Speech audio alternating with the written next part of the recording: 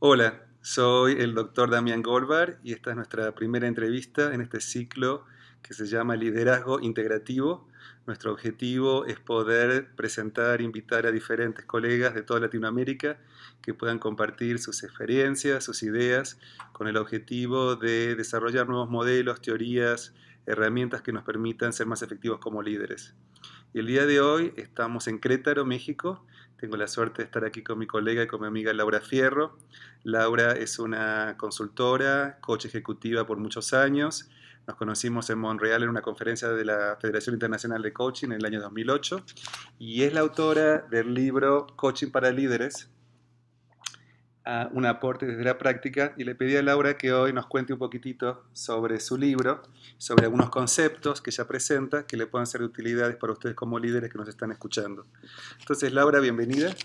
Un Gracias. gusto tenerte en la primera de nuestras entrevistas y me gustaría preguntarte cómo este libro aporta, qué herramientas ofrece a gerentes, a líderes, cómo pueden aprovechar alguna de las ideas que tú presentas. Una herramienta muy importante es todo el trabajo con polaridades y con el modelo de trabajo del equipo interno. Entonces, por ahí Ujú. lo que te quiero pedir es si puedes explicar para la gente que nunca escuchó de este modelo. Yo sé que muchos de nuestros colegas están familiarizados con este tipo de trabajo, pero para las personas que nunca han escuchado del modelo del equipo interno, de trabajo con polaridades, que lo puedas explicar un poquito y después por ahí que nos des un ejemplo. Ujú. Mira, básicamente este modelo parte de un principio muy sencillo. Los seres humanos nos manejamos con nuestro cuerpo en un espacio y nos manejamos en el tiempo, y a partir de una matriz de cómo nos manejamos en el espacio y en el tiempo, tomamos nosotros nuestras decisiones y vamos sintiéndonos cómodos en una manera de ser y una manera de estar en el mundo. Entonces, por ejemplo, tenemos en esta matriz de polaridades, en el tema del espacio, que los seres humanos o estamos buscando la cercanía de los demás o Ujú. buscamos la distancia. Hay gente que busca todo el tiempo estar en interacción, en contacto, en relación, en comunicación, hablando, compartiendo, y hay otros que eso no lo soportan, que quieren estar solos, tener tiempo para procesar las cosas, hacer una cosa a la vez, y que necesitan ir paso a paso y poco a poco tomando sus decisiones y moviéndose en la vida. Ninguno de estos dos polos opuestos es bueno ni malo. Ambos responden a necesidades personales de pertenencia a un grupo. Casi todos vienen de mecanismos de adaptarnos a lo que vivimos cuando nosotros éramos pequeños, y casi todos responden también a una necesidad de sentirnos útiles y sentirnos efectivos en la vida. Entonces, desde pequeños vamos viendo que esta estrategia, ya sea de estar cercanos o de estar lejanos, cubre con necesidades, y sobre todo un tema clave es nos protege de sentirnos vulnerables, de sentirnos desvalidos, de sentirnos desprotegidos. Entonces nosotros como que tenemos este núcleo que es muy sensible cuando somos pequeños, y vamos creando distintas maneras de estar para protegernos. Ahora, si esto es respecto al espacio, en el eje del tiempo, lo que sucede es que estamos nosotros o buscando constantemente la seguridad, la permanencia, las rutinas, que las cosas sean más o menos predecibles en un mundo en el que yo tenga mucha necesidad de controlar, o por el contrario me voy al polo opuesto, que es una búsqueda incesante de cambios, de nuevos estímulos, de moverme, de no estar en lo mismo, porque de lo contrario yo me aburriría y no tendría yo tal potencial de creatividad, por ejemplo. Entonces, cuando yo me coloco en la polaridad del que necesita mucho cambio, lo que estoy haciendo es protegiéndome también de todo lo que significa para mí como amenaza, lo que parece que es la seguridad, la estabilidad y las cosas que pueden criticarse como rutinarias. Entonces, estas cuatro maneras de ser y de estar no son ni buenas ni malas, sencillamente así son y se derivan de nuestras distintas necesidades. Sí, yo lo que estoy pensando es que en la medida que uno puede reconocer, identificar dónde uno cae y quién es uno, le permite tener mayor conciencia de cómo se relaciona con los otros y cómo eso afecta sus relaciones interpersonales y sus resultados en el trabajo. Exactamente, y sobre todo lo que hace es que desde donde yo me paro, de ahí yo creo que yo estoy bien y es desde donde yo juzgo y critico a todos los demás y la gente con la que yo me peleo y con la que no me llevo bien y con la que tengo problemas. Así que cuando yo soy un líder que, por ejemplo, necesito mucho empuje, cambio, logro, búsqueda de resultados, por lo regular, la gente que está buscando la cercanía, que es tranquila, que es amorosa, me va a desesperar muchísimo y voy a querer matarle y lo voy a querer convertir como yo. Y lo que yo les pregunto a mis clientes es, imagínate tú qué pasaría en este equipo si todos fueran igual que tú. Y lo que pasaría es que se la pasarían en una guerra continua, peleando por el poder, por ejemplo, ¿no? Entonces, ¿cómo gracias a este modelo las personas empiezan a descubrir en dónde están parados primero? Y además de esto, empiezan a entender qué hay detrás de los distintos estilos, a diferencia de cuando creemos que el otro es distinto porque quiere hacerme algo negativo a mí, porque me quiere declarar la guerra, y cuando él en realidad está solo encontrando esto como su propia estrategia para sobrevivir y para ser efectivo y ser aceptado en el mundo, ¿no? Entonces, cuando yo dejo de pelearme con el estilo diferente de los demás, sean mi pareja, sea mi jefe, sea mi colega, mi colaborador, y empiezo a comprender lo que hay detrás, yo como líder me puedo hacer cargo de las necesidades del otro de una manera muy distinta a cuando yo estoy nada más haciendo la guerra y luchando porque todos sean iguales que yo. Y eso también es interesante porque lo vemos a nivel interno, porque también tenemos esas conversaciones y luchas internas, cuando una parte nuestra va para una polaridad y otra parte va para otra, que es donde aparece todo el tema del modelo del equipo interno, ¿no es cierto? Exactamente. Entonces, este fundamento de las polaridades es el que nos lleva a entender qué es lo que nos sucede en la realidad, porque esto que tú estás mencionando es lo que a final de cuentas sucede todo el tiempo, y es que estamos como desgarrados con una lucha interna constantemente entre distintas vocecitas o distintas fuerzas que nos jalan para un lado o para el otro, y a final de cuentas una de esas se apodera de nosotros. Casi siempre es esta voz que es como la voz primaria, la fuerte, la dominante, que es la que nos lleva por su camino, por donde le es cómodo, por donde le es habitual, y nos conduce a obtener sistemáticamente los mismos resultados, aún sabiendo que queríamos hacer las cosas distintas, aún sabiendo que queríamos llegar a un resultado distinto, porque no somos conscientes de cómo se apoderan de nosotros.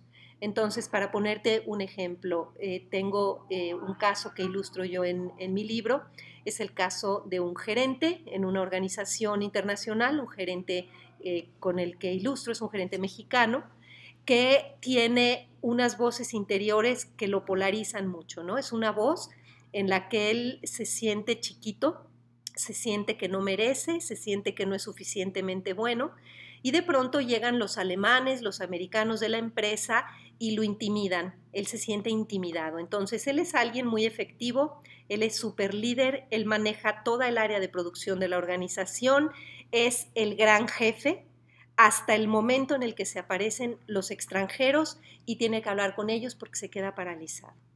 Entonces, aquí lo que trabajamos es en quién se convierte, quién es este personaje interior que es el que enfrenta a los extranjeros, a diferencia de este que es muy distinto, que es muy efectivo y que da resultados cuando está trabajando con su equipo, ¿no?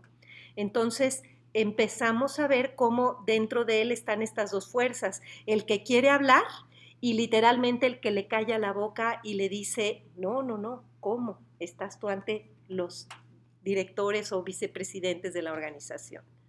Entonces, al darse cuenta él de que existen de entrada estas dos fuerzas o energías dentro de él puede empezar a ser líder de lo que se llama metafóricamente su equipo interior.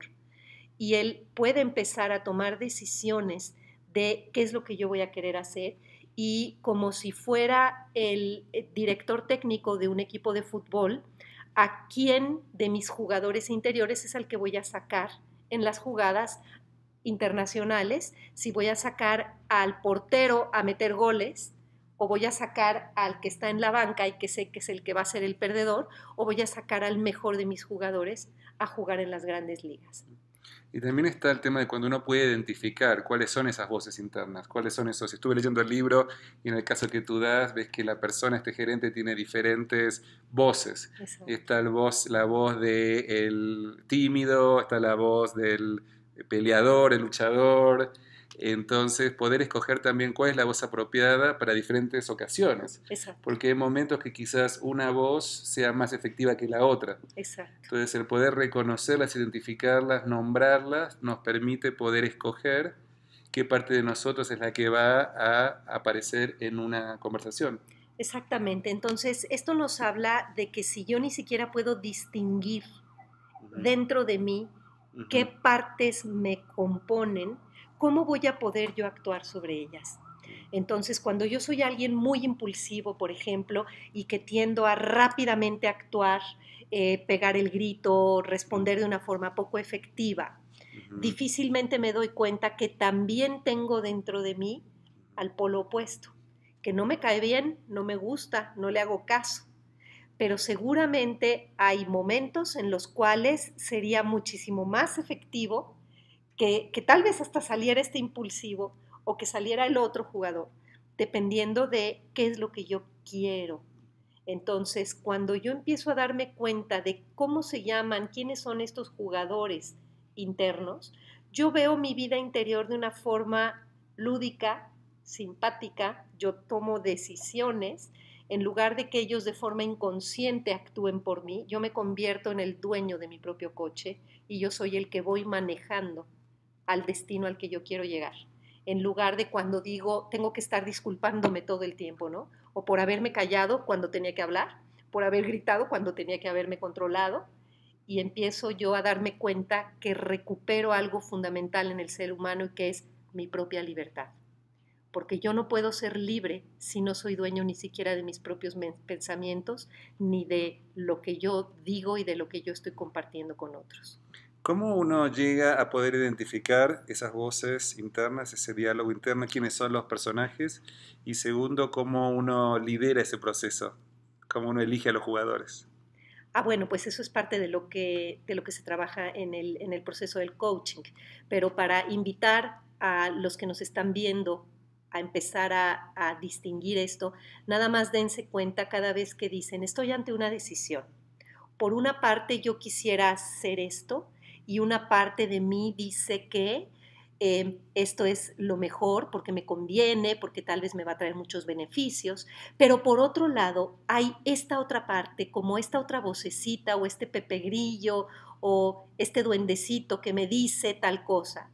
O cuando me estoy yendo a dormir, de pronto una voz surge de mi interior y me dice, Laura, ¿cómo se te ocurrió esto? Entonces, empezar a ser conscientes de cómo esto es algo que nos habita, porque todos los seres humanos tenemos una riqueza enorme que nos habita, una diversidad interior, y lo que pasa es que no le hacemos caso suficientemente como para hacernos cargo de ello. Laura, para ir terminando, ¿hay alguna idea o algo más que te gustaría compartir antes de terminar nuestra entrevista de hoy? Pues me gustaría invitar a todo líder a darse cuenta de lo complejo que es querer dirigir equipos externos si no somos ni siquiera capaces de dirigir nuestro propio equipo interno, nuestros propios impulsos, nuestros propios deseos, nuestras propias voces interiores.